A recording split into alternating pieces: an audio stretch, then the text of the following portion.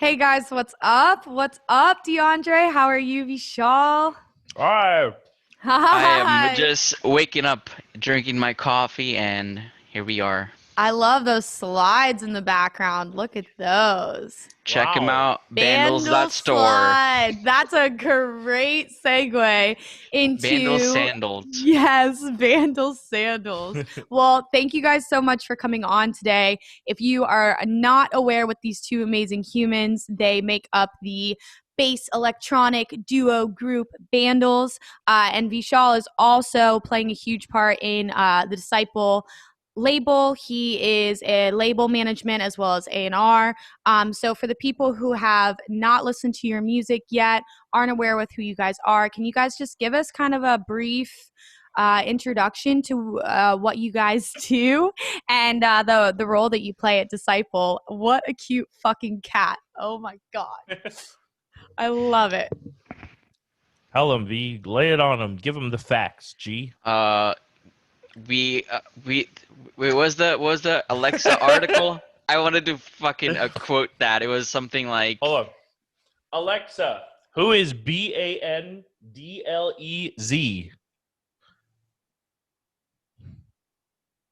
Oh. Oh, here we Okay, go. we got it. We got it. We got it. Bandlez is one of the few bass producers to successfully utilize comedy as a primary component of his persona, weaving tidbits of a mock police chase in progress. The track launches into a signature breakdown of audacious synth swells and playful fills, Oh, which no. flow together in perfect. All right, Alexa, shut up. Alexa, shut the fuck All right, up. Oh my god, no, that was a great intro. Okay, Vishal, wrap it up. Do it up. yeah, that's pretty much what we do as Bandles. Is we make memes, make music, make funny Battlestar jokes. Galactica. And then Memes, music, I Battlestar Galactica. I also do like label side stuff, back end stuff for Disciple and Disciple Roundtable. That's sick. That's fucking awesome. Yeah. I mean, it's been like comedy has been like a huge part of your guys, I guess you could say, like quote unquote branding and kind of rollout of who you both are. Are you guys like genuinely like funny people? Do you guys fuck around a lot, or is it like something where you were like, okay, this is what we're gonna do to really put our point across of who we are as Bandles with like our wonky fucking music? Well, first, we learned that in high school, people like to laugh at us. And then in college, we like to laugh at other people. So Wow. now we try to make other people laugh, and then they end up laughing at us. So nothing's changed in our lives for a very long time. And then it's Love also it. kind of like, you know how they say like people that are funny are also not very funny when they're alone. So Yeah. Well, you guys are like better together then. You guys kind of like together, you make up like the funniness that each of you lack when you're alone. And then you just Yeah. make us all laugh. yeah, unleash the funny, pretty much. Unleash the funny. No, I fucking love it. How long have you guys been producing? You guys have been around for like quite a while. When I met Vishal, I was pretty bad at making music. I'll be real. So like, we met in high school, and he used Fruity Loops, and he he used to make house music, and I used to make like progressive house music. And Oh, then shit. and then he was like onto this guy named Savant. And I remember he made me a carbon copy of his entire iTunes library. Do you remember that, Vishal? I think so. It was like on a flash drive, and it was like a really small flash drive, so I couldn't give you all the music I had. Yeah. But I yeah, you gave you, gave like, me like the best. everything. Yeah. Oh, Yeah. shit. So he gave me a shit ton of music, and I was like, "What is this?" And he was like, "Oh, that's dubstep, man. It's crazy, kooky bass music stuff." And so I actually didn't like it, but he showed it to me, and then I was like, "Oh, this is pretty cool. We're gonna make this now." So Yep. now we do that. I mean, so that's like back in what, 2012, 2013. Okay. And Yeah, then high school. since then, like he has kind of, gone head on with production, and I've slowly disengaged myself from production, and I haven't done it in a couple of years. Mhm. It wouldn't be Um, fair for him to produce because it would be like unfair for everybody else. So I Yeah. understand it sticks to me. yeah, Be just too much to handle. Skrillex would have to Yeah. resign, and like Disciple would fall apart. The hierarchy of Disciple would fall apart. Val would be really sad. Oh my God. Literally. So, for those of you who don't know, Disciples like literally one of the premier bass labels in EDM. And I remember you bringing up Skrillex when I literally was so fucking convinced that Skrillex was going to release with y'all. When you put out that little art graphic, were you behind that shit, y'all? Wait, what was that? That was the video because I know somebody else made like a fake artwork. Maybe it was someone else. I was just like, no fucking way. No, And it oh my looked God. super legit, and people lost their minds. Mhm. And it got to the point where like I sent it to like our team group chat, and somebody was like, repost that right now, retweet it right now. Oh my God. I remember seeing it and I was like, I mean, it wouldn't put it past me. Like, maybe he's just gonna go full rhythm. Maybe he's like, fuck it. Like, we're gonna go for the Yeah. I rhythm would head. so love that. Like Right? Yeah. Skrillex making dubstep again. Come on. Be fucking wild. But okay, so 2012. All right, so that's when y'all kind of convened. And were you guys always in California? Because you're in North Hollywood now. No. No.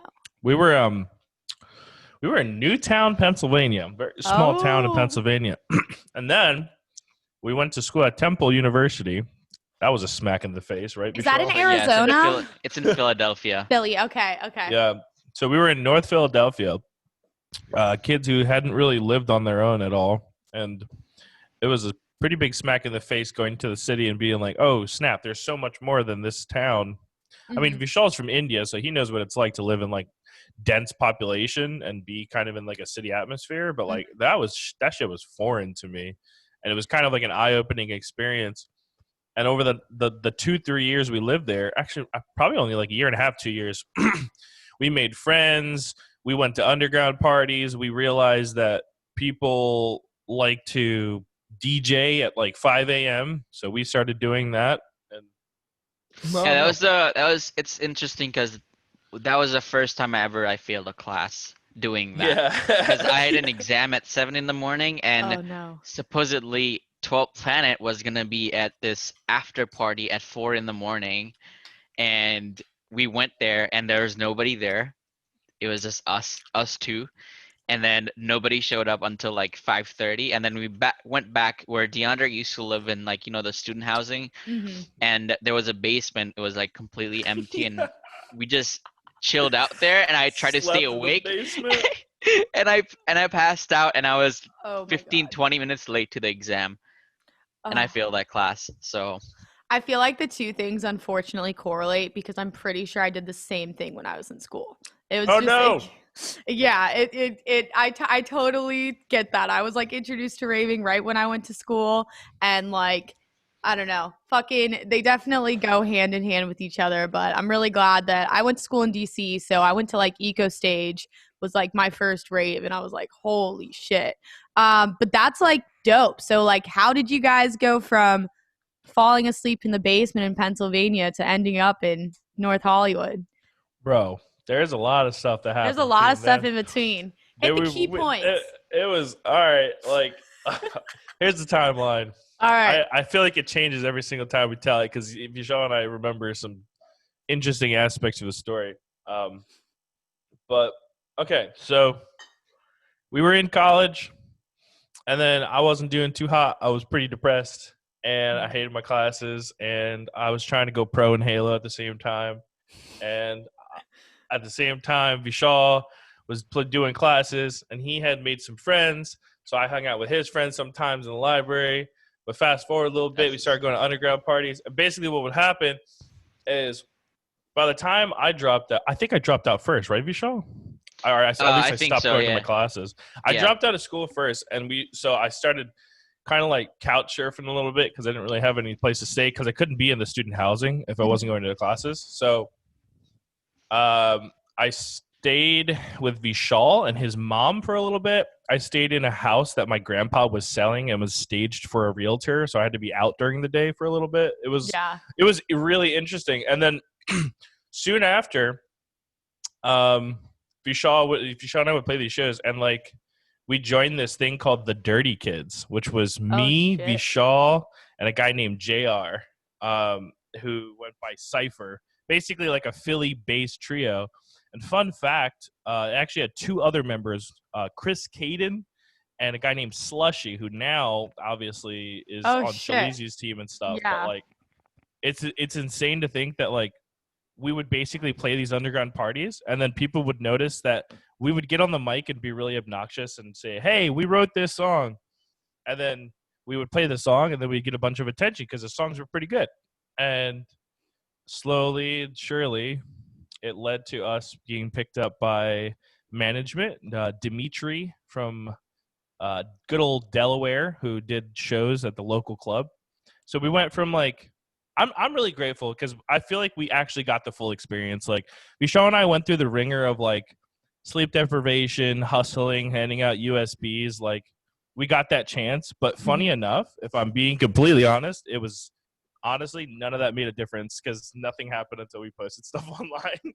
But Yeah, we got to go through it. the interesting part was when the whole Getter thing happened, where it was a little prank call that DeAndre did to Getter, and Getter ended up posting like a Wait. screenshot. Run it back. What the fuck happened with Getter? Explain. I think it was 2016 when there was a hate train going on about Getter not liking Rhythm, and people Oh, are boy. upset about it, and somebody in the Philly scene that was in our group chat leaked his phone number, and DeAndre saw the opportunity and he's like, I'm not gonna dox him, I'm not gonna be a bad person to him, I'm gonna message him the mixtapes. So that's exactly what he did.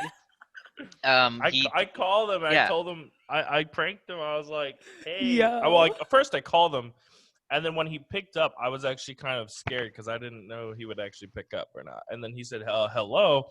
So I said, "Hey, Mom, I'm ready to get picked up from school." I was trying to play stupid, like I was trying to call my mom to get picked up. And then he was like, "I don't, wrong number, dude. Whatever." So I said, "Oh, so sorry, bro."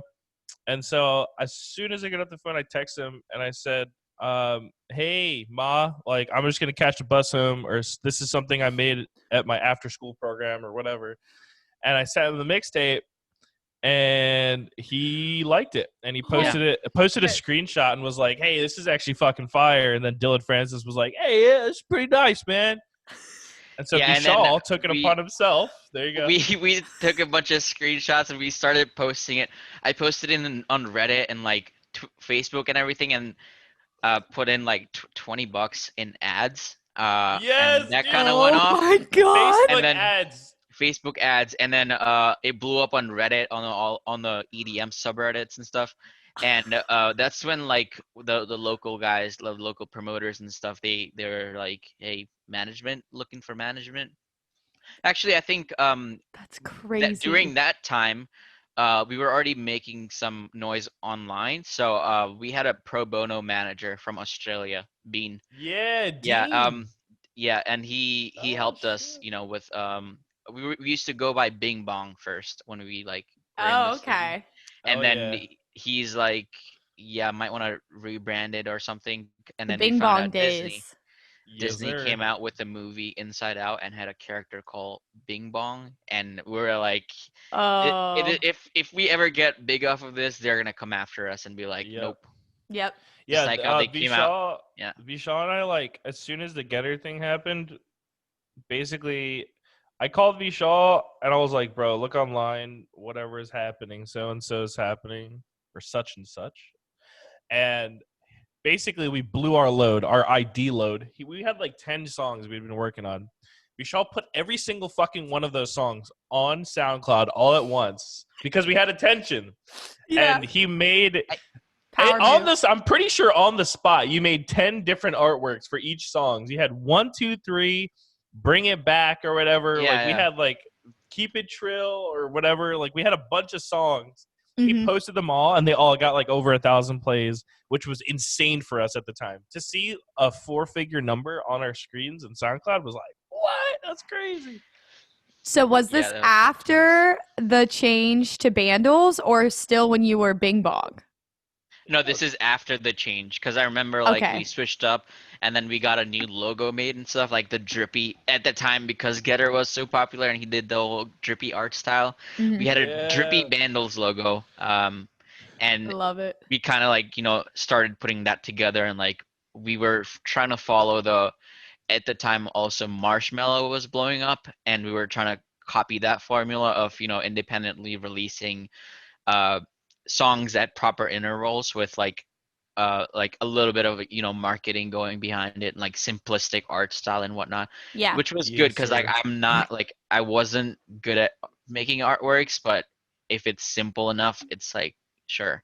Yeah, Bro, absolutely. Vishal, you Yeah. were the G. What are you talking about? Yo, you, No, but it was like yeah. simple stuff. So like now that if I would look back at it, I'm like, okay, well, what the fuck was this? At You the know, time, but that was it's at the legendary, yeah, at the though. time it was going because that's what the, you know, big dogs were doing. Yeah. So we have to copy whoever's the most popular in terms of like marketing and stuff.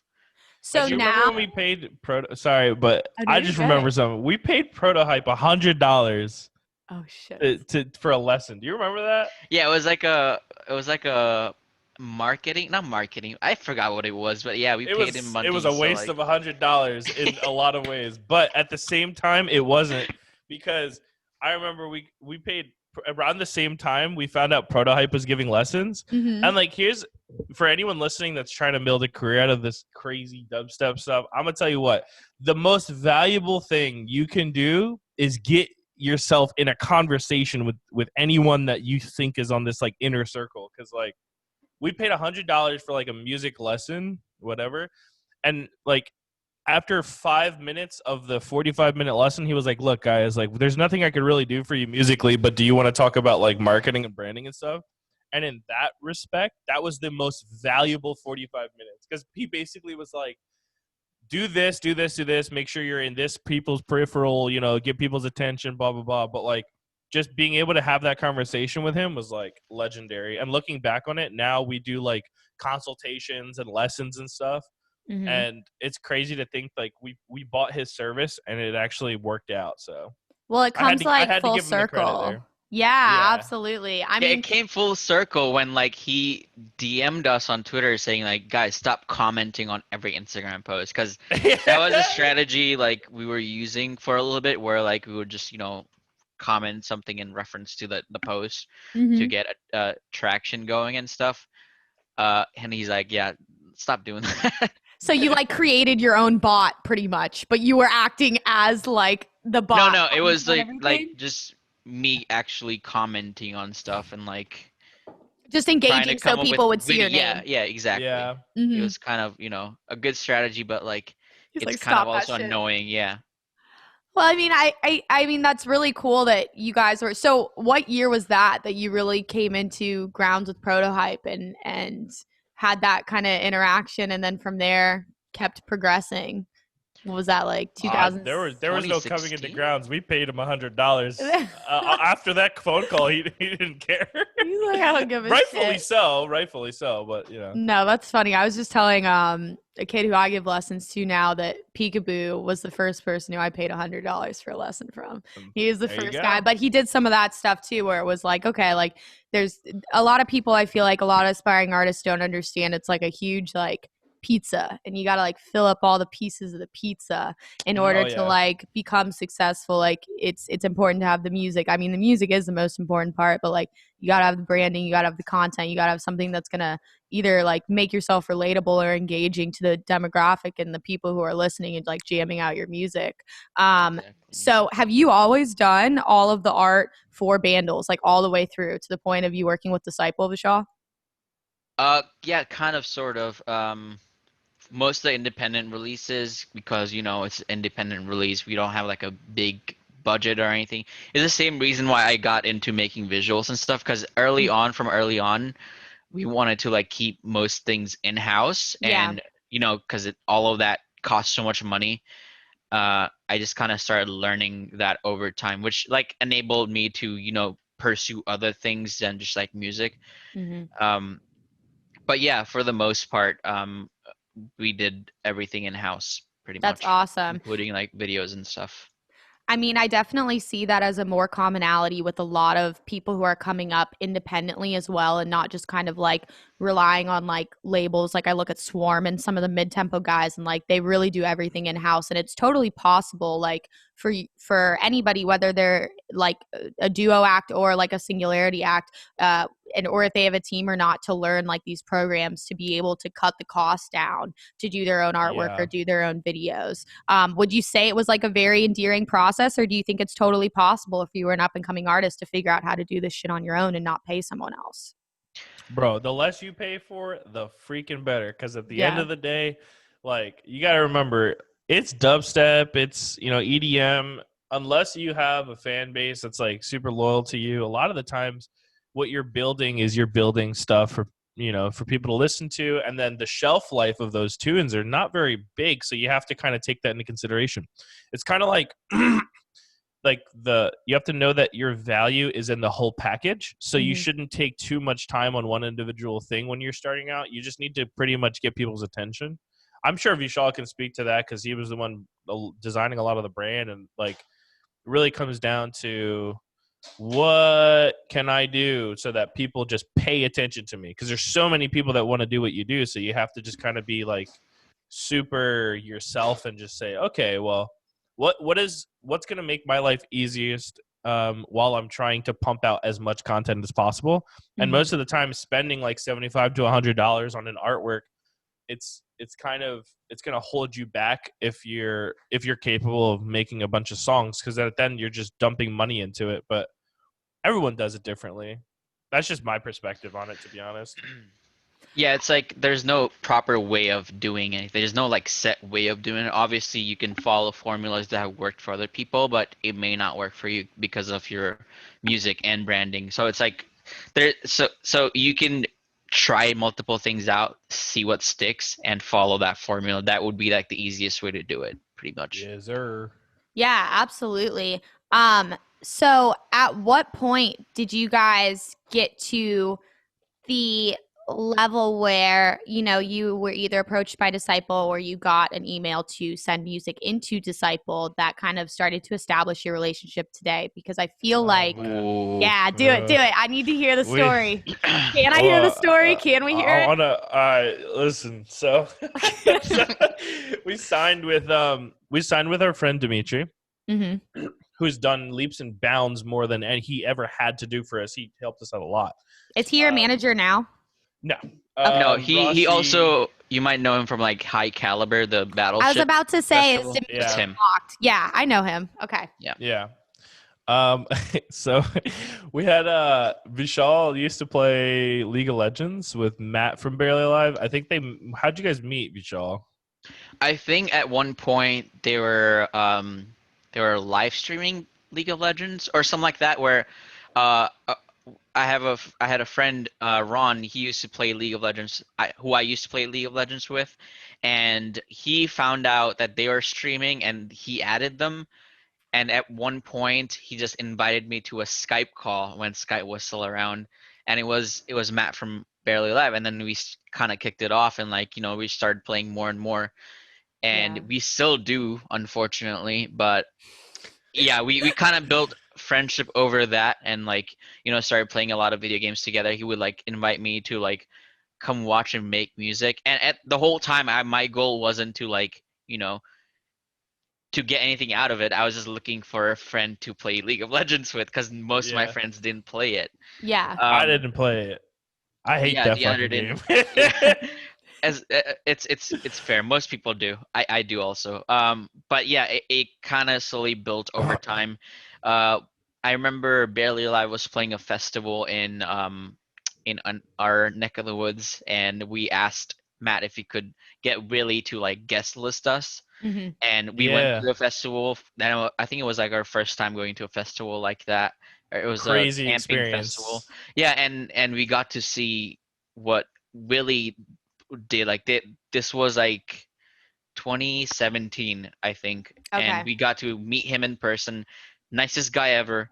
And slowly we became friends with him also, and we just kind of started exchanging music and stuff at that point. Yeah, he said Matt was like showing Willie our stuff too and saying it's cool stuff.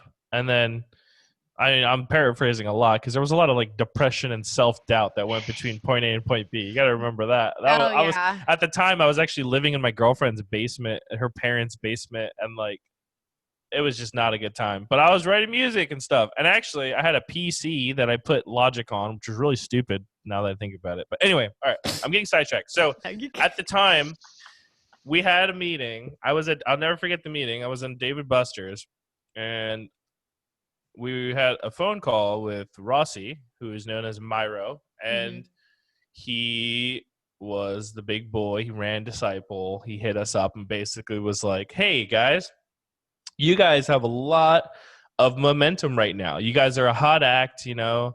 And this was before we had ever played a show. We had our first show ever booked, which was LA at Exchange playing for the Firepower Showcase. And we had, I think that was after we released on Firepower, right, Vishal? Yeah, it was right after. We got hit up by Datsik and his team for an EP. Yeah. And so we did that EP, and we were like on top of the world and thinking we were all hot stuff and spending our money playing video games at Dave & Buster's. But I digress from that. We get on this call, and he basically was like, hey guys, don't fuck this up, because if you don't do something in the next 6 months, then it's going to be really hard to get this momentum back. And what do? Nothing. We do absolutely nothing worthwhile for the next 6 months. We thought like we were the hot shit, like we didn't need any fucking labels. Labels. But yeah, go ahead. Yeah, and then so fast forward to 6 months to a year, things not working out. I had already dropped out of school. Vishal dropped out of school. Vishal's mental health wasn't doing well. My mental health wasn't doing well. I go back to school. I'm like in school kind of, but I'm like not going to classes. And Vishal's like, listen, man, this isn't making much sense. Like, I got to go figure stuff out, you know, do my thing. And it was hard, man. Like, but I mean, we did Grave Dancer. That was something that happened before you left the first time. Or you left at all. That was like right after our first tour. We had our first official tour with Zabor, and we played about 20-something shows. And I think the most fun we've had doing the whole thing was like getting up at 6 or 4 or 5 in the morning, and you know, we used to talk about this all the time. We would drive past the airport, and we like, one day we'll be going to the airport to go play shows. Yeah, and it happened. Dude, yes. It happened. And That's we did awesome. that for the whole tour, and it was so good. It was great. We had the most fun. We both went to each and every single show. Yeah, we both of us had everything was all both of us. Everything was together. Yeah. And at the end of the tour, after playing these 20-odd shows, we didn't make any money at all. No. We owed money. And that's the harsh reality. Dimitri literally was like, don't do this together because you're going to be wasting so much money. And what do? We did it together. All the profits we would have made went into travel, food, everything for both of us, and we didn't make any money. But after that, where we left off was exactly what Rossi told us. Rossi was like, make sure you do something. Like, don't be stale. Next thing you know, we have no money. We have virtually no momentum on the project. And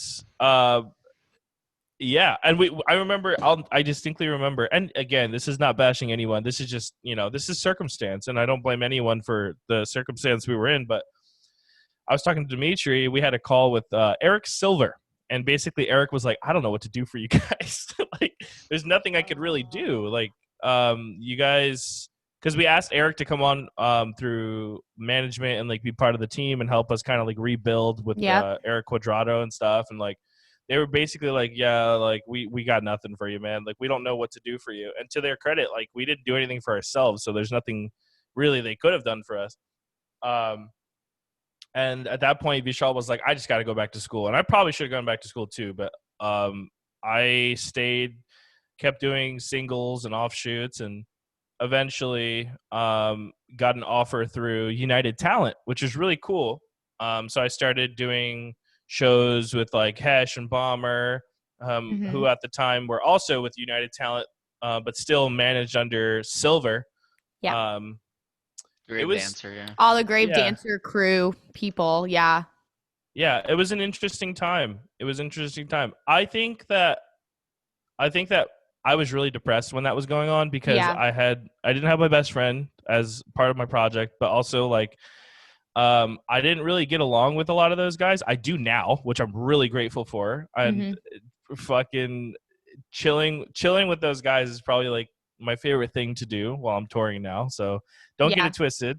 But at the time I just didn't get along with them. I mean, I didn't smoke weed, which was 90% of it probably, but like it was just really lonely like touring with those guys. And then eventually my agent Jake Bernstein also said the same thing. He's like, I got nothing for you, man. Like, I don't know what to do. Holy Like, there's no shit. demand. Like, there's Yeah. nothing, you know. So full circle, Vishal, tell him how we basically we talked to Rossi and What a journey. Holy yeah, it shit, was man. interesting, man. Yeah, No, it but was thank you definitely for interesting. talking about that, because people don't, so many aspiring producers, and I know you, Vishal, as an A&R, deal with it, and you guys both deal with it from just, I can't imagine how much promo you guys get from all of these artists all the time. And it's Mhm. like so many people want to do this, and they like either turn a blind eye, or they, you know, don't understand the back end and the experiences that most of these artists go through, and the journey they go through up to negative 100 to come back to 0. It was And Yeah, that you shit's know it's a real. really good point because I whenever I get demos and if I have something to like if I have to reject them, I try my best to not come off negative and like not demeaning but like demotivating because we know how it feels to get rejected over and over again Yeah. for demos. yeah, Because that's how we started. We used to send the music to this channel called Dubstep on SoundCloud, and they rejected every single one of our demos until we did our Firepower EP, and we put out one of the tracks from that EP, and it was one of the biggest songs they had. yeah, Going back to the demos, like I try to make sure that they know it's not, it's not the end, because Yeah, it's you do really a really good important job of that, in man. an early stage for people to realize that it just because you get rejected doesn't mean it's the end. You keep going. You can't stop. Otherwise, absolutely. what are you gonna do in life? If this is what you want to chase, you gotta keep going. You really gotta keep Yeah. going. And that's You can't exactly want what to do happened this with for me. the wrong reasons. You have to do it because Correct. your identity is this. Like, it's interesting because I always tell people that your mental health will suffer if you forget that you're not your project. Like, Mhm. you're Lizzy Jane, but like at the same time, you're a person like outside of your project. I'm Yep. DiAndre. I'm not Bandlez. That's not who I am completely. And like, it's really important to remember that. But like, it's really hard to not internalize all of the bad stuff that happens to you along the way because Mhm. there's a lot of fucked up shit that happens, man. Like people don't see the struggle. They don't see when your cat pukes on your rug. They don't see all that bad stuff, man. Yeah, and There's a lot of that's bad stuff along exactly the way. and exactly was the reason why I left because I didn't, talk about my issues, talk about problems, talk about the things that we needed to talk about. I kind of swept it under the rug, and it got me to a really bad mental health place where I had to just completely quit the project, and I wasn't even gonna come back. I was just focusing on myself, and it's weird because after quitting the 2 3 months, I was very very depressed, even more than I was before, and Yeah. it kind of brought me like how you said to that minus negative 100, and I had to put myself in that position to start figuring out life and start working out, did the whole self-help thing, and it really Mhm. improved really improved myself, and I'm kind of slowly getting back into that deeper end again right now because of what's going on. The Yeah. world's crazy, being on social media all the time, it's Yeah. really, It's so I'm trying to toxic. fix that again, and I think I can, but yeah, it's really important to like just keep going, I guess. Otherwise, you'll have to go pick up a 9 to 5 that you actually won't like. Absolutely. um And I feel like keeping the main focus in mind of the reason why you're doing this, and I think a lot of people, unfortunately, even before the pandemic, the intention of why they're doing it is not for the right reasons. And I feel like the back end and not being short-sighted about it is always going to end in a disappointment if you're not doing it for yourself and you're not doing it because this is your passion. But what you said, DiAndre, like, and I've done that too. I'm like, oh, well, like, this is my passion. Like, I am my career. And I think when you're fortunate to be able to do what you love for a living, a lot of people combine those two facets and they forget, like, oh, hey, like, you should probably have a hobby other than like making music. Like my mom for Christmas, she was like, Lizzy, like, you only asked for music stuff. I'm like, yeah, because that's all I want. And she's like, you don't want anything else? And I'm like, no, not really. And it's like that harsh reality of like, you know, you should have other interests, and like you yourself as an entity is different from the project that you love. And it's like setting those boundaries. But I feel like you have to go through like rough patches and experience in those like journeys to figure out like, oh, like this is what I'm supposed to be doing. Like I am supposed to be patient. And like it's just wild. But so Vishal, you left the project. You were with UTA for a bit and then reconvened there. So then what happened after that point where it was like, fuck? There was a big I feel like I could talk about this now because we're cool now, but like there was a big hubbub of like where it went downhill with UTA was I was playing my first ever like festival show thing. It was something called Bloom 2, and it's in Salt Lake City. It's really, really cool show. Big festival stage indoors. I was doing a back-to-back with Bomber, and I had the same USB stick as Bomber. We both had a USB Cruise or whatever, the SanDisk ones, the little red ones. Everyone has them. Right? Yeah. So they get mixed up. I think we all have them. Yeah. Yeah, we all have them. We've all been there. They get mixed up, and we realize after we're already in our respective connecting flights, because we both had shows the next day that weren't back-to-backs. Oh, shit. And I hit him up, and I was like, hey, man, like, I think we swapped. And he was freaking out because he didn't have any of his music backed up. And the guy's a fucking legend. You got to understand. Bomber, when he DJs, it was so weird doing a back-to-back with him because he's a sweetheart. he's a sweetheart, but he doesn't use any record box. He doesn't use any time-coded memory, anything. The guy's he's a magician as far as I'm concerned. That's he's wild. Chopping and he's slicing. Yeah. And so anyway, I didn't know this at the time, but he told me, he's like, I don't have record box, bro. I literally have none of my songs. So I was like, okay. And so I told him, I don't need mine. I have mine. I have backup USBs, etc. And I sent him, you know what MediaFire is? Like a MediaFire link. I sent him a MediaFire link. Here, I got you. Here's all your stuff off your flash drive. And for some reason, he took that as, dude, why'd you download my music? And I was like, I'm trying to help you. We're in a tough spot. He's like, no, just ship it to me. Like, there's no reason to download my music. And I didn't realize, but in like the rhythm, it's like the dub plate culture. Like, you never do that. Exactly. You're not supposed to do that, apparently. Wow. And so it was a big hubbub. And we got his manager involved. His manager's Eric Quadrado, another sweetheart, who only was trying to help. And so it turned into DiAndre stealing Zach's music, and he's a thief. Oh, and DiAndre is and I was already didn't get along with these guys. Yeah. The only guy I really like super connected with was Mike, Blunts and Blondes. Mike. But like he lives like a mile away from me. Yeah. Yeah, that's the boy, man. That's the boy. But it was an interesting situation. And me being the awkward potato that I was, I didn't know how to handle it. Yeah. So I was like, listen, man, like, I'm not trying to steal your rhythm plates. And then trying to be nice. He got so mad when I said, like, I'm not trying to steal your rhythm plates. But I thought that's what people call them, like the things you don't share. Yeah. It was just not a good situation. Again, we're cool now. Okay, cool. And cool. I understand what I did wrong. And hopefully he understands that he was just being an ass at the time. Yeah. But it's whatever. And then, so after that, basically, it was like a light switch. I stopped getting booked on, like, any UTA shows, which Jake Bernstein, one of the sweetest guys ever too. Like, to be honest, there was absolutely no demand for Bandlez at the time. Like, there was no reason to book Bandlez because there wasn't much good music. There wasn't a lot of hype. Like, we weren't going to sell tickets. So it's totally my fault from the time. Mm-hmm.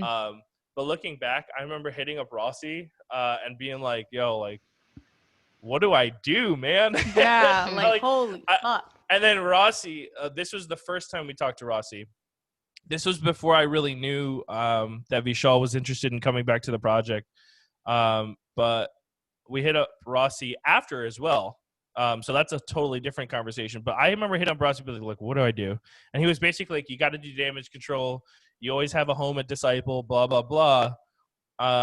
But then fast forward a few months, Vishal's interested in getting back in the project. We have this huge, we go to Buffalo Wild Wings. We're both crying in the middle of Buffalo Wild Wings, talking about how we did all this shit wrong and like we're in bad mental state. And it was very like genuine. Mm-hmm. Hold on, I want to see if I still have that. Oh shit, we gotta see. I had it written out the whole thing. That's amazing. And then we went over. I read it. I started crying reading it, and that was good. And that's when like we started the whole project again. We were gonna reintroduce me and like bring back Bandlez for what we started it with, and real Bandlez. We kind of pitched that idea to we still weren't with Disciple at the time. We were still in the transition. Well, we weren't even talking about moving on. We were just gonna start doing the independent thing again that we were doing years before, and we pitched this idea to everyone that was in the team, and they were like, okay, cool, let's see what you can do. And then it's just like we tried and it just didn't get anywhere. So we're like, we us two went to Rossi again. We're like, hey, what do we do? And then at this point, we've had so many calls with the Rossi's like, look, guys, I don't want to keep doing this. I love to help you guys, but unless you guys are ready to commit to you need to make a decision. Basically, he was like, come to Disciple, please, and stop wasting my time. It was a very deliberate conversation. And we were like, okay, let's fucking go. Yeah, so we literally signed the new management contract Christmas Eve. I remember like it was me, DiAndre, and Emily. We were in Dimitri's upstairs, one of the rooms that you were staying in, and then we signed the contract Christmas Eve, and you've been with Disciple ever since. That's amazing. So what year was this? Was like 18, 19? End of 2018. 18, okay. Wait, end of 2019, sorry. End of 2019, I keep forgetting we're already in 2021. Dude, what a fucking journey. I literally had no idea. I'm so happy. I'm so happy. I had no idea.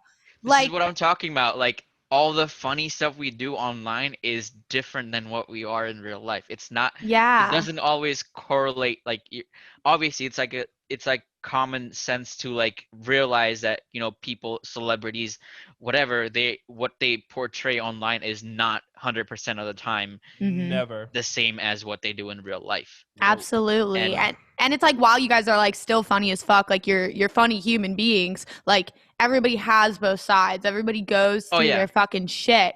And like, I think a really important thing, like a thing that I struggle with too, is like, I feel like most artists, especially when they're in the position that I'm in, you're like, I need to get to UTA. I need to get to Paradigm. I need to get to these big players. And like realizing that might not be the fit for you is like not like a harsh reality, because it's like your mind almost goes like, oh, like, are you not good enough for them? Like, is it X, Y, and Z, da-da-da? But a lot of people don't understand that like when you're thrown into like a non-boutique, very corporative agency, you're like this small fish in this really, really, really big sea.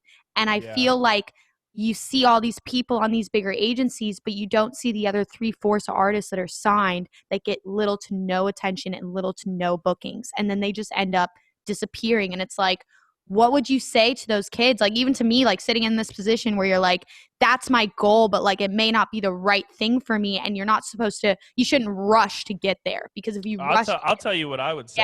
It's something that took us a really fucking long time to figure out. But the music industry, is 99% of the time, it's a battle of leverage. So it really comes down to, you're not going to want to do it. It's going to suck because you're an artist. You're kind of a free spirit and you're wanting to create and share your whatever. But really what it comes down to is you got to be an adult when it comes to what you're actually selling. And Mhm. really, if you can't give up all the leverage, it's all about leverage. Everything you see happen in the music industry most of the time has to do with, okay, someone's providing value for someone else in a way that they couldn't before. And it's good that it works that way, because at the end of the day, it's like the people that really work hard to provide their value and help bring that value to other people are the people that succeed. So like you said, everyone's rushing to get on an agency and stuff, but like if you're not in a situation where you're ready for that, then you might be on that agency for a year, get forgotten about, never get any bookings, and then next thing you know, there's no reason for anyone to book you because you lost all your momentum in your project. It's the Yep. same thing as like if you hire a manager or an agent and you sit around waiting for them to do everything when you have no leverage on the project, like it's gonna hurt you. But Absolutely. And I mean, I think it's important too that people realize that, like, as an artist, like, of course, you see artists that are definitely their career is more so determined by their manager and agent. Like, you're not sure where that like switch happens, but it does at one point. I've seen it with like larger artists, but like yeah, you as the artist are supposed to be like leading the ship. Like, it's your like vision, and like these are the people on your ship working for you, trying to create your vision. And that's why Yeah. it's so important not to be like, oh, like I need a manager, I need an agent, like da da da. Because most of the stuff, it's important that you learn how to do this shit on your own before you even have a team to do it for you on a larger scale. And it's like, Absolutely. Yeah, it's very important. you know, and it's like, at what point did you, Vishal, start making that transition into being like, okay, I'm going to do more than just be part of Bandlez on Disciple. I'm going to step into this hat of being an A&R and step into this hat of doing art for them and like X, Y, and Z.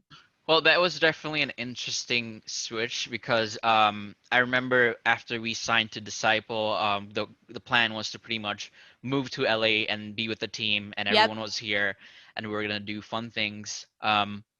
So we were just about to do our first EP on Roundtable. After signing to Roundtable, we were gonna do bring back the Bandlez project, and while the project was going on, Rossi was handling the label at the time, and he saw me. I pretty much annoyed him to the point where he's like, "Hey, you seem like a label manager type. Do you want a job managing, doing roundtable stuff, pretty much?" Yeah. Because I used to bug him about small little details like, put this in the description. Please make sure you include this. And he was like, okay, well, this is what a label manager does. And at the time I had, I didn't have any like interest in it or anything, but I was kind of resistant to that at first. And then DiAndre was like, you should definitely do this. And Yeah. it was one of the things that, I had to learn, obviously, but it was kind of already built in because I was so nitpicky about certain things that keeping everything on brand, having social medias on point, having, the SoundCloud upload, having the description on point where it's easier for people to find you. That kind of added to the fact that, I could do this job as well. Yeah. So yeah, they brought me on the team. They offered to, like pay us in advance so that we could move out to LA earlier, which ended up working out. And they did here we pay us are. in Yeah. advance. I forgot about that. That's Yeah, really I mean, sick. Money's like a really dirty word in this industry for some reason. But to be quite honest, if Vishal didn't take that job with the record label, we wouldn't be able to afford to come to LA. That was like the biggest thing of like, oh my God, we're gonna go to LA and eat beans out of a can. And then next thing you know, he gets offered the job. We're like, nope, we're gonna be okay. Like we're gonna be just fine. like at the time, like we weren't even like playing shows that often or anything, so it wasn't like we were gonna have some income from shows. Yeah. There's like few shows here and there, but like it's not enough to have three people move out to LA and live for 6 months without going bankrupt or coming back. So we had a plan in place where we were gonna save for a longer time, and when we have that much money, we would be able to easily move without any issues. Bless your sister's heart. At the time, Vishal was living with his sister and his mom, and they let me stay in their basement, and they fed me, and they didn't charge me rent. And every single day, it was get up at 4:30 a.m. I swear to God, I am not kidding. I'm fat now, but I wasn't fat then. Trust me. Same. Every single day at 4:30 a.m., This was our schedule for about 4 or 5 months. Okay, get up at 4:30, go to the fucking gym, get back home, eat breakfast, watch The Office, and write music. And it was literally all day until 5 p.m. It was every single day, besides the weekends. But every single day that was a work day, that was our schedule every single day, and that's what we do. And then somehow, miraculously, my beautiful, amazing girlfriend, I convinced her to move to LA with me. God bless her heart. Don't know why she did it, but I'm really glad she did. And now we're here. That's but amazing. It was a long road, and then I'm fat again, and that's okay. we're happy. I know, you're happy. That's all that matters. But yeah, like, well, you took it into your own hands as like a job. And it's like, if you were working a job anywhere else, you would be working a 9 to 5, or you would be working at least 40 hours a week. So it's like, people don't understand that this is a job, and more likely than not, you are going to and should be working more than 40 hours a week. Like, if you really love what you're doing. And before, like, a pre-COVID area, you know, everyone wanted to be in LA. Like, LA was the place that like shit happened. So it's like, what's your take on that? Because I was told from like, I mean, I look at Mike, I look at Blunts and Blondes, and like, I get it. Like, Alex Shambach is a fucking wizard. Like, his agent is fucking great. Like, certain things happened to fall in line with his career to like plant to where he's at now. But like, I looked at that and I'm like, why the fuck would I live out of a box when I could live here in a house and have a studio and be comfortable and still do fairly well, opposed to going to LA where I really didn't know anyone in my sub industry. Like, I did Foley sound and I worked with like Pixar and did other shit when I got out of school, but like going into a club, I would know fucking anybody. So it's like, what is your value there of being in LA? Because the other side of it is like, all of Disciples there, you guys are all there, you know, like, is Never Say Die mostly there? Like, there's certain labels that are convened in Los Angeles. All right, I'm going to keep it 100% real with you. All right, go. Thank you. I want to get the fuck out of here, and I'll tell you why. Okay. LA, we're not really city people, right? Yeah. We came here to be with our friends, make it happen, sit in the studio, shoot the shit, you know, make connections, and we did that. But at this point, we're ready to get the fuck out, because with COVID being the way it is, there's no reason to be here, and we're paying a ridiculous amount in rent. And I'm not here to BS you. I could sit here and say, LA, the sunshine, the studios, being around, the opportunity. Fuck that, man. At this point, it's time. It's time to save some money and get out. So it is like good weather and stuff, but we don't even go outside at this point because it's like you can't go outside. Yeah. It's wild out there. People are fucking killing each other. And oh my God. It's just homeless people all over the place. And you can't go do anything. Everything's expensive. Chick-fil-A is not the same. It's not the same. It's honestly, it's not. It's a scam here. The Chick-fil-A here is more expensive, and they don't put in as much love as they do. They don't tell you my pleasure. I swear to God, I've never been to a Chick-fil-A where when you ask for something and they don't say my pleasure, and that's That's the LA Chick-fil-A is the no pleasure. But you could everyone's tensions are running high. Oh, everyone's absolutely. trying to get the bag, right now our current plan is to spend some time outside of LA for the next lease term that we're going to sign here in a little bit and save a little bit of money. Yep. But moral of the story, if you don't have a reason to be in LA, you probably shouldn't be here. It's the same as any city. If there's no reason to move to New York, don't go to New York. If there's no reason to move to Orlando, don't move to Orlando. Like, it doesn't matter. Yeah. Especially Nothing's right now. Happening. I still see people moving to LA in the middle of a fucking pandemic where y'all are closed. Like, and I'm just like, what are you guys doing? Like, I don't know what you think is going to happen for you out there. Like, and like 10 times out of like 10, I see most people go out there and like they don't understand the cost of living, and then they have to get a job where they're sacrificing the time that they were spending on their craft previously. And it's like, holy shit. But yeah, so thank you for elaborating on that. DiAndre, do you have to go? No, I don't. I had okay, this is another good topic for this conversation. Okay. Oh, it's by the way, I- it's 11 a.m. for us right now. We're not on Eastern time. Yeah. Oh my God. Okay, I'm sorry. I thought you meant No, you're to good. my time that you had to stream. Okay. No, I kind of We're confused you with that chilling. because we're Okay. going No, back and I'm Yeah, forth. happy. we're I was literally chilling. like, damn, we were having a good conversation. This sucks. But all No, right, go, DeAndre, go. my friend, he goes by Stroxu. His name's Steven. I actually Okay. have a song coming out. Hey. Oh, dope. But anyway, we were talking about like motivation stuff, and I was like, dude, if you're having a hard time, because he had to like take care of an errand that he's been putting it off. I was like, bro, wake up, make your bed, and as soon as you make your bed, ask yourself, do I want to keep being successful today? Blah blah blah. Self-help bullshit. He Yeah. just texted me. He said, I made my bed, I brushed my teeth, and I got my picture frames, which is the errand he had to run. And he got lunch with his brother. So claps for Steven. Claps Good for job, Steven. Steven. Good job, Steven. Good job. I'm proud of you, brother. But it's you need that person sometimes. Like I have one person like that, and it's like especially right now. Like I was just talking with Vishal like before we started recording, and it's like our like breed is not designed, even if you're an introvert, not to be around people.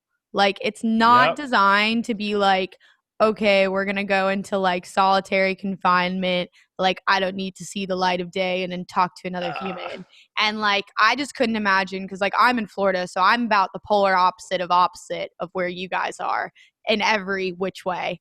And I just couldn't imagine being somewhere where like the gyms have been closed since March and like this has been and like you guys don't even have outside dining. Like we have some family friends who own some restaurants out there and like they were talking about how they sunk like 200 grand into building an outdoor area with the circulation and the heaters and like all of that shit. And just to be told that it's no longer allowed. And it's like, Yeah, people are really struggling, man. Yeah. People out here are really struggling.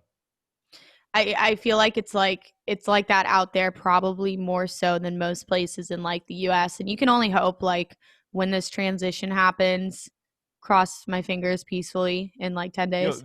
V, check your mic. I think your mic turned off. Oh, did you get it? Oh, shit. Yeah. My It bad. turns He's off probably after a been while. trying to talk and I haven't been able to hear him.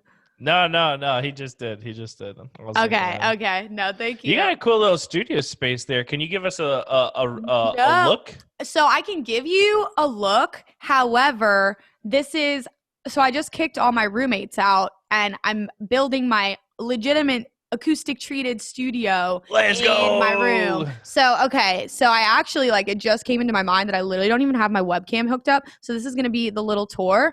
Hopefully I don't fucking knock everything over. So right now I have everything like taken down. I have this little space and then I got my green Yo, that's screen. a big ass Scarlett. I've never seen a Scarlett that big. What the hell? 18 inputs and outputs. And then I got my CDJs and I got my lights. So like right now I'm in this box where it's like it's honestly pretty easy to make everything happen, but I can't produce on like I have Yamahas and I can't produce with them because like I don't have a treated room. Like these pads are honestly like probably 5 cents a pad, but I got a legitimate like I think I got Primal Acoustics like padding and I have bass traps now and like diffusers and shit. So I'm really excited. The next time I do, I have Must Die coming on the podcast in 2 weeks. And by that time, I will have my new desk and my new room and like everything fucking ready. That's what I'm talking about. So yeah, I'm excited to just like immerse myself. And I was just talking, we were talking about your stream schedule and like I'm going to start, it's just going to be way easier to stream very consistently. But like is streaming something you've been doing throughout COVID to like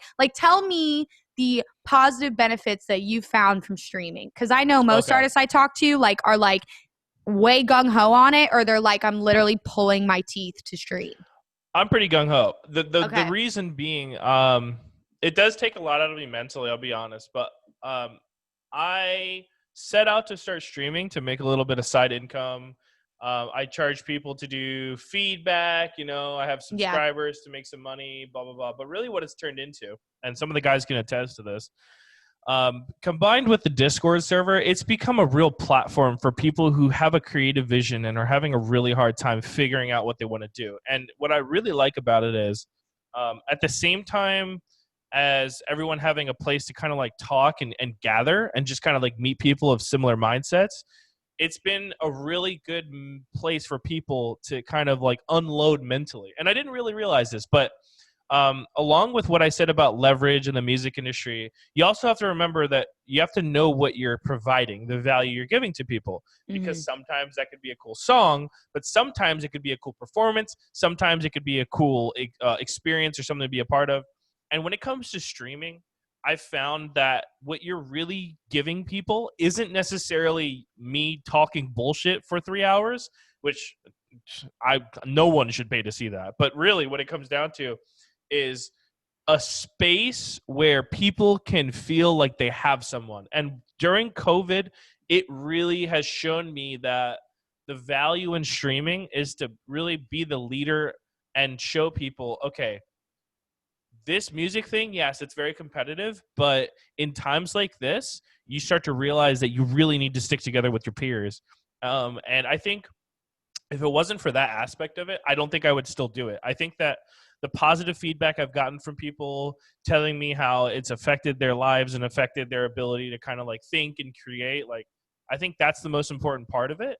But to be completely honest, from a financial standpoint, as long as you stay consistent with it, it could also be a really good way to make a little bit of extra cash to pay your bills on the side, which it has been for me. It's just a matter of figuring out how to monetize things and figuring out what people actually want and how you could give people the most value. Absolutely. Yeah. And it's just like, I feel like it's just like, producing. It was like something that was really cool. And then it became like very almost oversaturated, like 2 months into like COVID. Everyone was consistently streaming the stream schedule. So it's the way you put it is a great description of it, of creating that space. And I also feel like it gives you that time to be able to relate to people like one-to-one and see them chatting with you in real time. And it's like this level of shit that you don't get from touring and you don't get from like live streaming on Instagram or like any of that shit. There's nothing more humbling than talking to someone who is in the same situation you were 2 years ago. And like trying to build a career, that's really. Well, I also feel like people appreciate that more than anything, especially to have somebody of like your caliber, somebody who's actually doing it, to give it advice to somebody who's like aspiring to do it, is really cool. Cause I've been in that position too. And you really just greatly appreciate when the person takes, the time out of their day, whether, you're charging them or not, whatever, to like give you experience, because experience is something that you like can't read out of a fucking textbook. Yeah, totally. So like, obviously now everybody wants to fucking do this still. I don't really know why, but they still do. And with the influx of bass music and like this new age music that I think is so fucking cool that we've gotten out of this pandemic, because I feel like it's not like it was like getting stale, but like y'all have your sound. Like you guys have like the sound influence with, reggae stuff and these different like subgenres. And what would you say is most important to an up-and-coming producer trying to find their sound? Would you say it's more important for them to wait until, they have their sound, or to experiment and see what people react to, I feel like people just need to stop worrying about stepping on other people's toes. Yeah. I feel like a lot of producers, especially younger producers, go into this worrying about what other people will think if they do X, Y, or Z. Like, oh, if I use this splice loop, what's someone gonna say? They're gonna notice it. Or if I use this preset, like, who gives a fuck, man? At the end of the day, like, you're here to create your own vision, turn it into a project. If you have an idea and it stems from something that you think someone would look at oddly, just remember, I heard a puppy. You heard a puppy, oh yeah. Just remember that, like, every single thing that turned out to be unique and awesome is has scared people, and there were always detractors. There were people telling Skrillex that there was nothing in the world he could do to make people listen to the music that he was making. Like, you have to make music for the child inside of you, so to speak. It's like, and remember that, like, I don't know, man, like, your whole purpose when you're doing music is to create something that has to do with you. And by golly, if that includes taking Virtual Riot presets #2 for Serum and making a fucking banger out of it, then fucking do it, man. Like, don't let anyone tell you otherwise. Absolutely. And I feel like just like nowadays with like how social media is, it's just so easy to let that like toxicity and that like inner It's voice so in your toxic. head It's so that like is that toxic. like Yeah. self-doubt. Like, dude, I'm literally, it's just gotten so bad, and I understand it co-aligns with us being inside. It co-aligns with It the does, political shit going on in our country right now. And it's like, it really, I feel like it really just ramped up and fucking exploded this past week. Really I did. remember, and it's so hard because it's like our parents can't relate to us because like this shit wasn't around during the time when our parents were our age. So I feel like we're almost like these like guinea pigs that really have addictions to their phone. I'll notice it too. And I'm literally like, have a huge list of shit I have to get done. And I'm like, dude, get off your fucking phone. Like, stop looking at your notifications. Like, go do something. And you get in these rabbit holes of just like negativity, and then by the time you look up, your day is like ruined. Like the energy that you had is ruined. And it sucks because I feel like looking at like the EDM community, I mean, not only, bro, like where's the fucking plur? Like where to go? Like I don't know like where it's at right now, but this was like half the reason why I left metal music, was to come to here where people were like nice to each other. And it's just really sad, like having students be like, yo, on the real, like this scares me because I don't want people to come at me like this. Like I don't want people, and it's like no matter what it is, it's just I feel like people are like mad at the world right now, but there's almost some like reframing that we have to do in our mind to put something into place when we have that temptation to like go down the fucking Twitter hole and like go down whatever. Like, what do you guys do? I think what DeAndre was saying earlier, which was trying to be yourself and have that as your like brand and stuff, it's not that easy to do anymore because you have to be a certain way. You have to say a certain things in order to please everyone. Otherwise, you know, people are not going to give you attention and so on. And I think it's important that like if this keeps happening, everyone's projects are going to be almost the same in the near future. I know. Which is why I think it's really important that I don't want to say like fans need to lay off, but fans need to fucking lay off a little bit. Like give people breathing room. You don't constantly. It's just a constant war of putting out as much content as you can. Otherwise, you go out of relevancy. It's really sad almost because most producers, most DJs are not content creators. They make content, sure, but their best work comes from like months and months of putting work into something. For example, an EP, that's their content. But now you're forced to be a comedian on Twitter. You need to look really good on Instagram. You need to be really good at marketing. So it's gone to the point where people need to value the music more than they do the branding. And I feel like we should try and move in that direction, but I'm not sure how exactly. Yeah, the market dictates it. The market's like, again, like everyone, I hate to drop the business bomb, but like at the end of the day, the market's going to dictate a lot of what these guys are doing. And a lot of people are either not self-aware of it, or they don't like to talk about it, or they don't like to admit it. But like everyone remembers Festival Trap era, and they all remember the Jack U era. They remember the big room house times, and you notice that like certain DJs that wouldn't normally produce those songs wouldn't produce those songs. They would try to tap into different markets and blah blah blah. But like from a business sense, the market will dictate what a lot of people do. And like me being a fan of electronic music, I try to keep that into consideration because I could think of myself as a hive mind. I could think of myself as part of the plur community, and like I'm part of the dubstep community, and we're one big happy family. But like I'm an individual, and like my actions affect what goes on in a big way. Like you have to remember that your individual actions affect a lot of people, and it's the result of a bunch of people doing the same things or having the same thought patterns that make the industry the way it is. So I think I think instead of I agree with Vishal. I think the fans and just people in general on social media need to kind of chill out a little bit. But really, what it comes down to is the only thing you can control is worry about yourself, worry about how you're presenting yourself, and worry about just not giving people such a hard time. You know, there's a lot of people that have really hard lives and like they're struggling with a lot mentally, but then what they do is they keep that cycle going by putting that on someone else. And if you do that, then that person's going to put it on someone else. And it just takes one person. It takes one individual to say, you know what? I'm not going to be a dick today. If that person wants to use the fucking heavy bass design sample, fucking do it, man. If that makes you happy, fucking do it. Like, it's an individual thing. And I think we get caught up in the whole like mob mentality on social media these days. Absolutely. Well, it's just like, it's so hard for me. Two things. It's so hard for me to realistically, 98% of these people would never say what they would say through the screen of their phone. Exactly. Somebody. And it's like, I know this is like, I don't know. We've talked about controversial shit on other podcasts, so it's whatever. I don't care.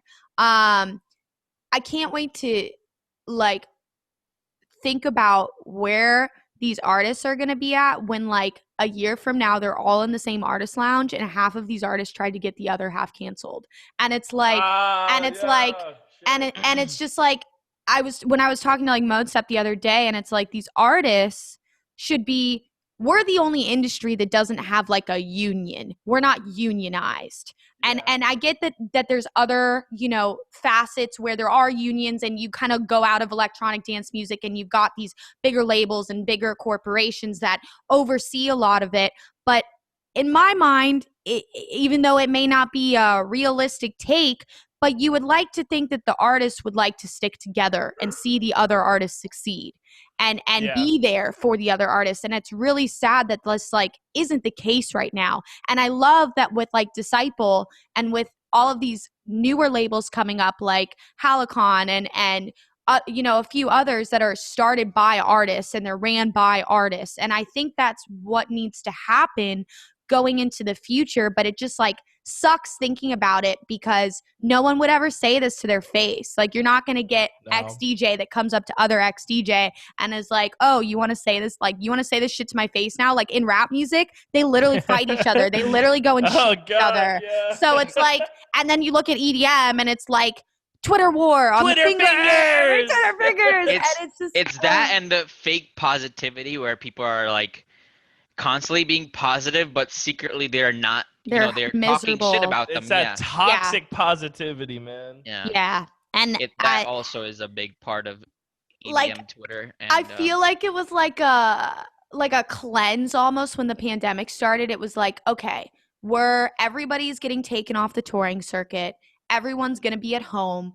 And we got all these new artists that popped up. And for the first time ever, I felt like I was hearing music that was not only like innovative, but had the potential to take the place of like the people who hold the headlining slots. I was like, wow, these are like real cohesive bodies of fucking work. This isn't just like a kick and a snare leading up to a fucking drop with the same sound over and over again. Like, this is vocalists and composition and a lot of cinematic movement and like shit that I could hear in video games and film that have been taken into like the realm of bass music. And whether it's like Phonon putting out fucking polyrhythm and time signatures or shit that's like almost like not listenable, but it's really cool that they were able to do this and bring this into this like hemisphere to keep kind of making our bubble grow bigger.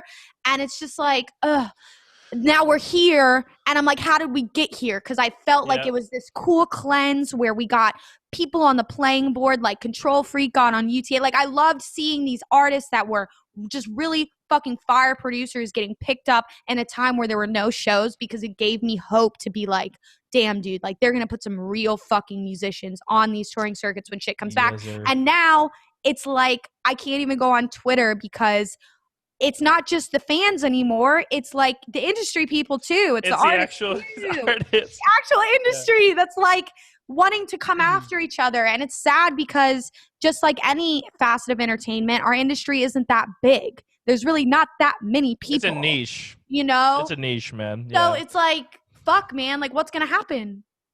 Yeah, I know. I feel you. I feel you. Yeah, it's very interesting. every time I fly, if I'm going home or if I'm flying in general, whenever I look down from the window and I see like how much land there is, I'm like, that's like that small plot of land is probably like all the music dubstep industry. Yeah. And we really give a shit about all these And stupid we're things tripping over online. 3 people. Exactly. Like, I literally Exactly. trip over 7 people liking some comment that's trashing me. And I'm like, dude, I'm driving next to more than 7 people right now. Like, Yep. get out of your fucking head. And, like, I feel like the second, I haven't even gotten my mind there yet, but the second you can reframe your mind to be like, yo, like, this doesn't matter. Like, I try and listen to, like, highly intellectual people and people who are, like, obviously, like, you know, whether they're celebrities or, you know, tech geniuses and they've become very successful, half of them are like, yo, like, I don't even go on social media. Like, I do my thing or I have somebody do it for me, and that's it. Because it just feeds into this, like, everybody's able to have their own opinions and shit. So it's like, it's just droning it out. It's droning that stuff out and, like, learning how to, like, push forward, I guess. Absolutely. Keep your blinders on and stay in your freaking lane. Yeah, and do And what stay makes you humble. happy. Yeah. I mean, have you guys, I mean, you've been around long enough to where, have you seen certain, I mean, you guys are cool as fuck. Like, you guys are super humble. Like, I'm really happy that you decided to come on to this podcast, because I've had artists that are smaller than you guys whose management is like, yeah, you know, it's not a good look. It's not, we're not going to do this right now. So it's like, for you guys to come on and Mode Step to come on and Must I to come on, it's like, damn, like, this is really cool. And that's like part of your humbleness. And that's part of like your, not, you know, your feast mentality, not a famine mentality. And I feel like too many people have that like famine mentality where they get to a certain point and their like whole ego kind of like changes. And have you I guys think worked alongside people like that? Yes, I think you will inevitably meet people like that. I think they're doing it for the wrong reasons, but more importantly, I think they think of it as a zero-sum game. The music industry is not a zero-sum game, and I'll explain what I mean. It doesn't, because you get an opportunity, it doesn't mean you took it from someone else. And that's the biggest thing. There are people that go out of their way to steal time slots from people, to steal label releases from people. There are actually people that will do that, yes. But for the most part, the industry is not a zero-sum game. And really what you have to think about is it is a leverage thing. And like I said, it's a leverage thing on a lot of fronts. But that doesn't mean you should be only doing things where you have the leverage. That doesn't make sense. And it also doesn't mean you should only be doing things that benefit you. Look, we're a small community of creative individuals. We're a niche. As far as entertainment, as far as music industry is concerned, dubstep, rhythm, heavy bass music, we are the nichest niche you could possibly think of. So, like, when you do things like tell someone you don't want to be on someone's podcast, you have every right to do it. Yeah. But when you try to justify it by saying it's not good look, at the end of the day, you have to ask yourself, why am I so worried about what someone else is going to think? If you personally, and again, no judgment, if you personally don't want to do something, don't fucking do it. That's the beauty of this job. You have no guidelines. You have no one telling you what you can and can't do. And if you have that, I'd say get out of that management or whatever, because that's not fun. You're not an individual at that point. You know, you can't represent what you believe in.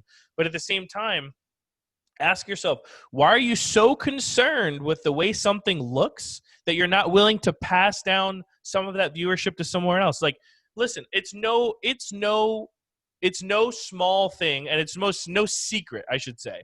It's no secret that having Mode Step, having us, to a lesser extent, of course, but having Mode Step, us, and Must Die on your podcast is going to do well for your podcast. It's going to help your podcast. Yeah. So, like, instead of like having this shrouded in mystery, it's better to have it at the forefront, because in 5 to 10 years, when Lizzy Jane's killing the fucking game, when she has a cologne brand named after her and she has a fucking baseball stadium named after her, like, who do you think I'm gonna hit up when I need to fucking get on a podcast? You see what I'm saying? Like, if you believe in someone's message, that's what you need to worry about, not how it looks to someone else.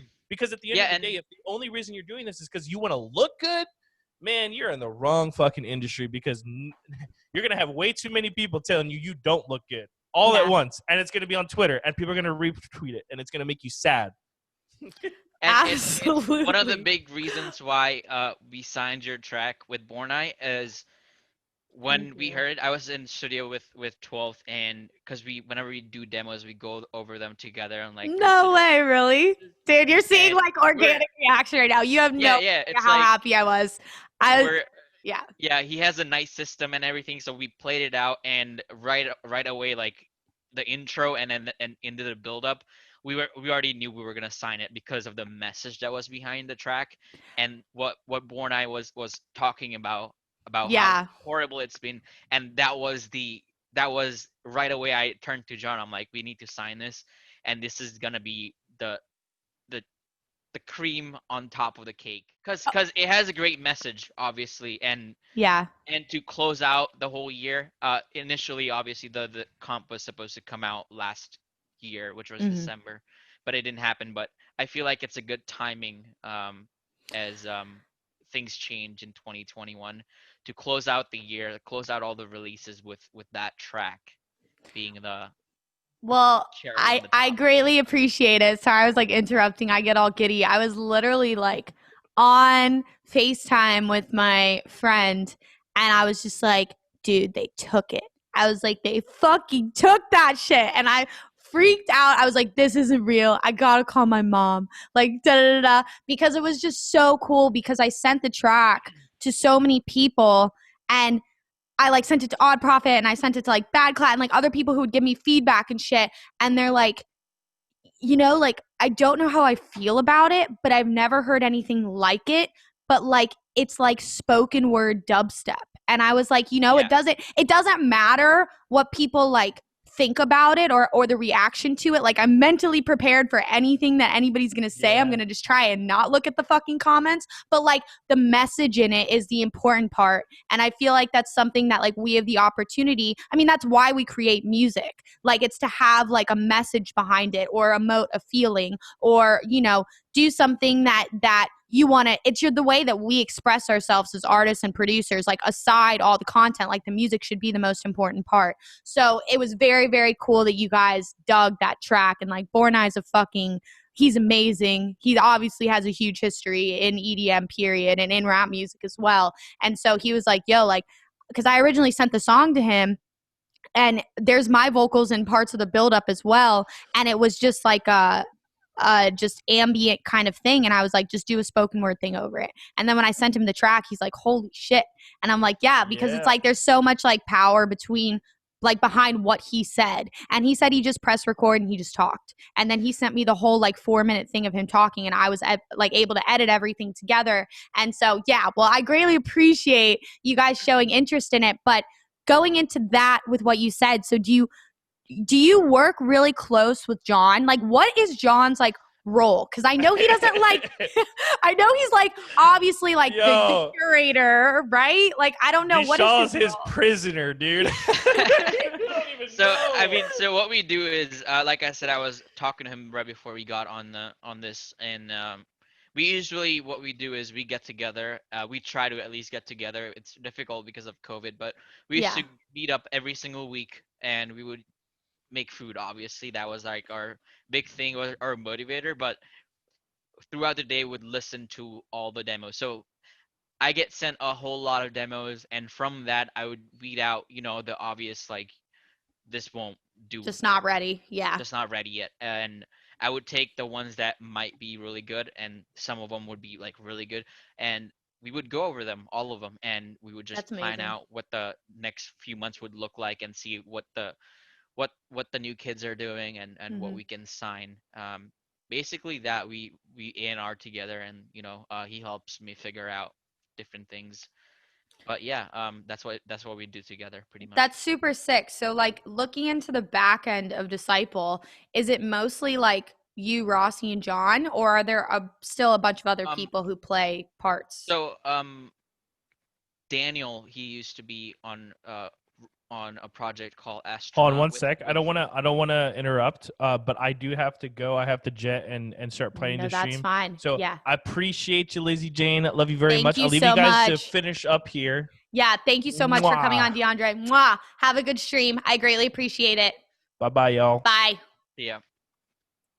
Okay, cool. All right, thank you. Yeah, thank you for staying on. Okay, keep Yeah, going. of course. Yeah, yeah, we basically have multiple. So Disciple and Roundtable, it's different.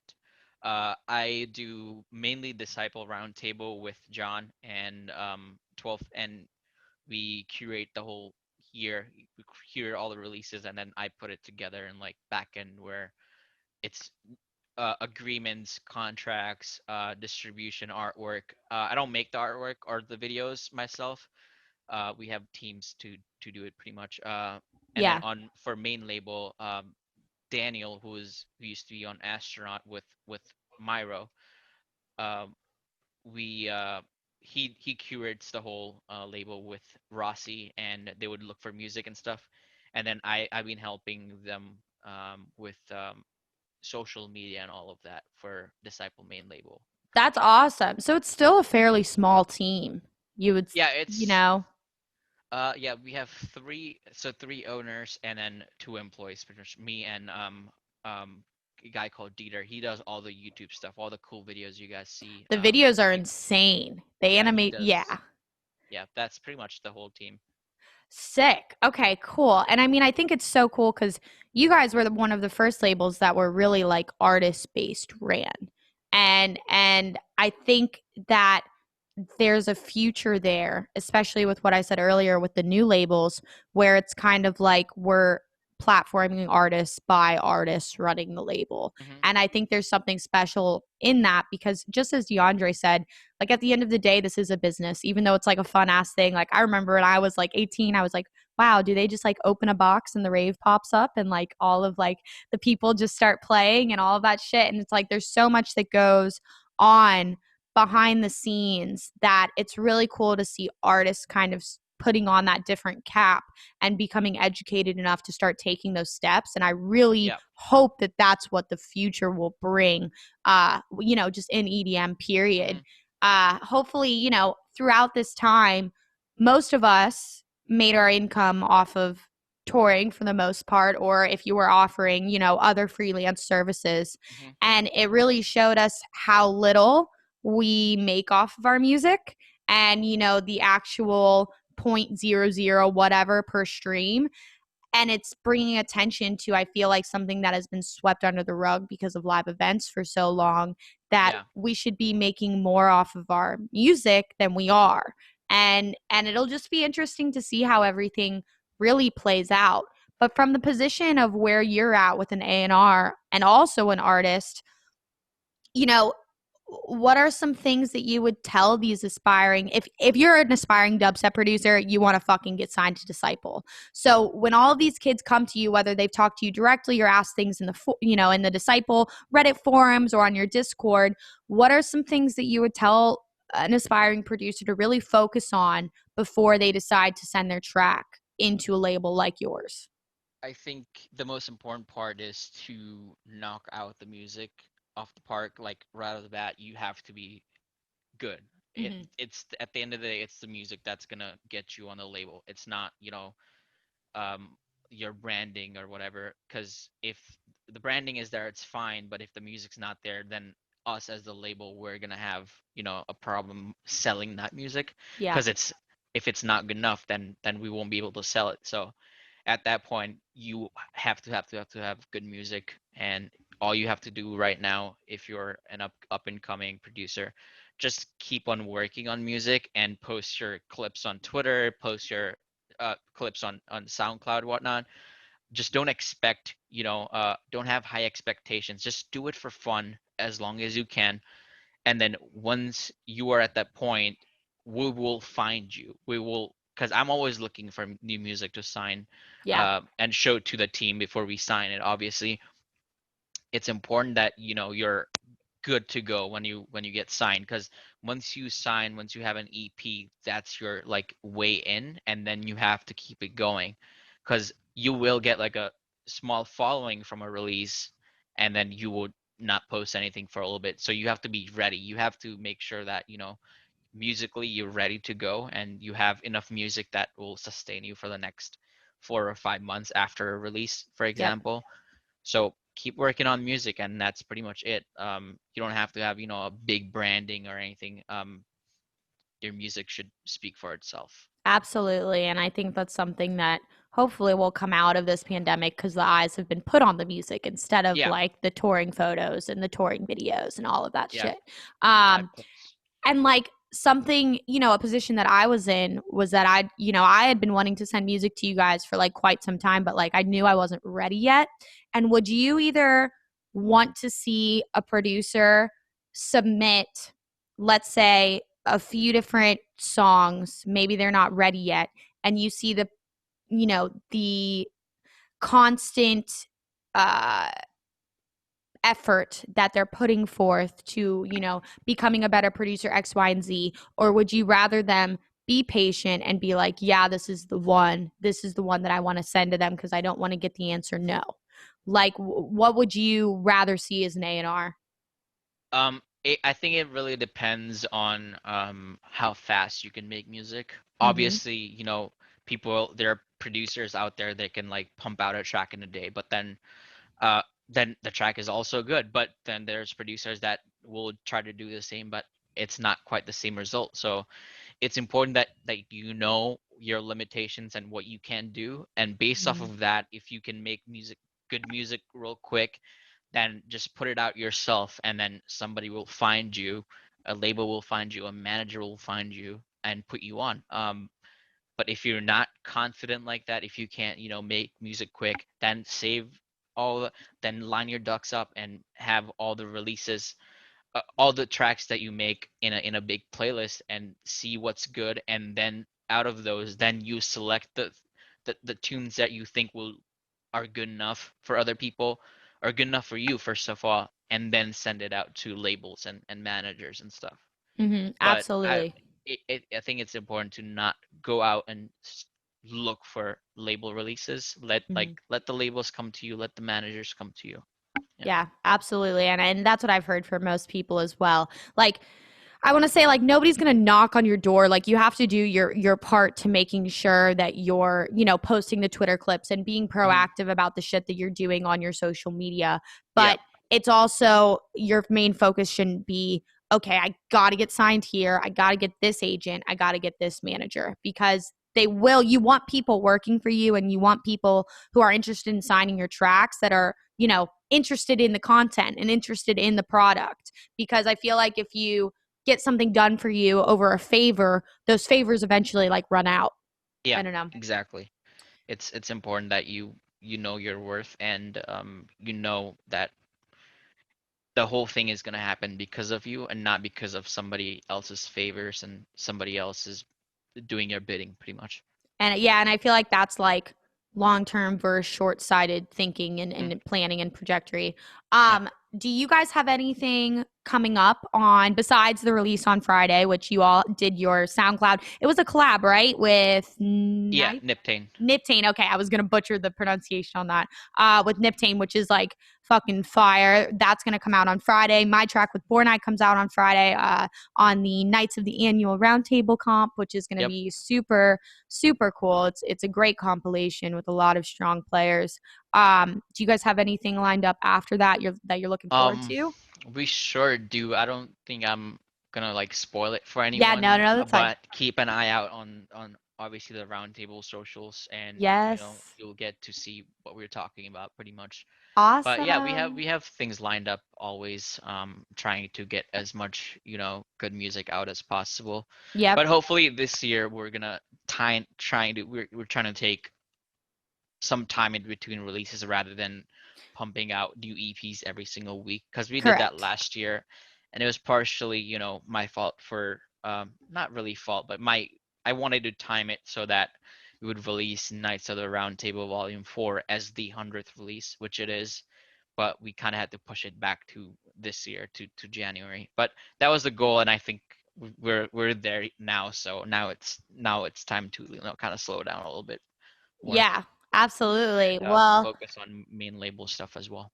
Yeah, I mean it's so cool because there's very few people, I think, in the grand scheme of things, that are able to kind of play more than one important part in like the whole wheel, and it's like super dope, and you kind of just like took that within your mannerisms, and you just paying attention to detail as the person you were in Bandlez to begin with, that kind of, I guess, planed you into being a part of Disciple on like the bigger administration plane, which is like super, super cool. And I'm really excited to see, what Disciple and Disciple Roundtable has planned for the rest of 2021. I think regardless of what happens with the pandemic, everybody knows that they can come to you guys for like the up and coming bass music as well as the established Yeah, players.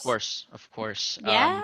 We'll try to put on as much good music as we can possibly this year, and I think we can hope to do so for the rest of the future. I don't know, because I'm at sure the end you of the will. day, good music is what makes us what we are.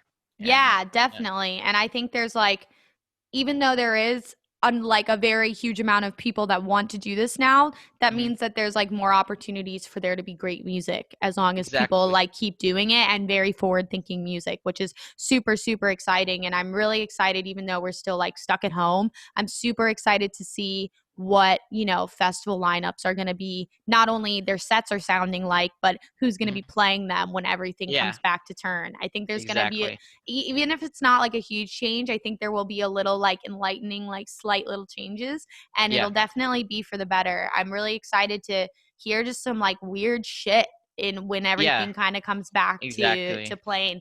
And I don't think we really would have gotten this if we didn't go through this time. I think everything does, sucks, Happen. Yeah, it all happens for a reason, and Yeah. I think we can only look forward to a better future. Absolutely. The only way is up. Thankfully, Yeah. we're pretty down already. Yeah. But thank you so much for coming on. Tell DiAndre I said thank you as well. Of course, yeah. Greatly appreciate you both, and I can't wait until I can hopefully see you guys before the end of the year. Fingers Yeah, crossed. hopefully. Fingers Yeah, crossed. right. But and It'd be again, nice, but, yeah. thank you for your interest in my track. Me and Born I are really, really, really excited. Yes, of So course. yeah, thank you. Okay, For itself. I greatly appreciate it, Vishal. Bandlez, Vishal, label A&R, as well as label manager for Disciple Roundtable. Thank you guys. Have a good one. Thank you so much.